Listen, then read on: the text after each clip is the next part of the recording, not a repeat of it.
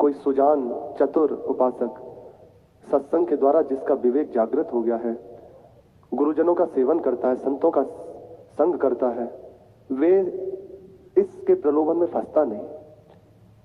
हमें भजन से विमुख करने वाला, प्रभु से दूर करने वाला कोई और नहीं है। ये हम अच्छे से समझ लें। हमारा मन ही हमें प्रभु से दूर किए हुए है। जहां मन परमार्थ के अनुकूल हो गया वही मोक्ष का खुला द्वार हो जाता है। और ये परमार्थ से विमुख मन, भोगों में आसक्त मन ही दुर्गति का प्रगट स्वरूप है। मने मनुष्य नाम कारणम बंध मोक्ष नम, ऐसे करके यही मोक्ष का खुला द्वार है। यदि प्रभु की ओर लग गया और संसार में भोगों में लग गया तो दुर्गति का बिल्कुल खुला हुआ द्वार है। और ऐसा ही हो रहा है। हमारी प्रत्येक चेष्टा मन के द्वारा ही होती है। ऐसा ही है। हम अपने आप को मन ही बना बैठे हैं। मन की अनुकूलता हमारी अनुकूलता, मन की प्रतिकूलता हमारी प्रतिकूलता। इतनी तक बात बढ़ जाती है कि सम्मानीय पूज्य जनों के प्रति भी अपराध करा देता है, गुरुजनों से विमुख करा देता है। इस कोटि की, इस मन की अपनी सत्ता है। इसीलिए भगवान के वचन है कि बंधन का और मोक्ष का हेतु कोई और नहीं है, मन ही है।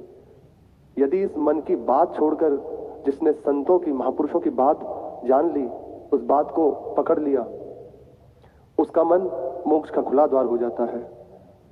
जिसने इस मन की बात मान ली, महापुरुषों की बात की अवहेलना कर दी, उसी का मन बंधन का हेतु हो जाता है, दुर्गति करा देने वाला हो जाता है। अब सीधी सीधी बात एक कहें तो प्रभु ने दोनों बातें आपके हाथों में छोड़ दी हैं। यहां परम पद, उसका रूप जो प्रथम है बहुत कष्टप्रद होके है, कष्टप्रद है नहीं, और उसका स्वरूप जो बाहर से है, पहले विश्व स्वरूप लगता है उसका साधन, सुबह उठना, मन को मारना और उसकी सुनना नहीं, रूखी सूखी पाना, बस रात दिन गुरुजनों की आज्ञा में रहना, ये विश्व स्वरूप है। देखो मन को रुचता थोड़ी है, लेकिन विश्व स्वरूप है। इसका परिणाम होगा अमृत की प्राप्ति। परिणाम अमृत ओमम, अमृत स्वरूप इसका परिणाम है। और विषय रूपी जो संसार है, यद्यपि में प्रथम में दिखाई दे रहा है बहुत रमणीय है, बहुत सुखद, जैसे बढ़िया प्रसाद पाई है अभी मन के अनुकूल तरह तरह के, तो लग रहा है ना कितना स्वादिष्ट। और वही आपको कोई बीमारी है, डायबिटीज आपको है, उसमें मीठा कहते हैं पाना नहीं चाहिए, पर कितना सुखद लगता है मीठा पाने में। हलवा है, खीर है, मालपुए हैं, और भी कितना सुखद है।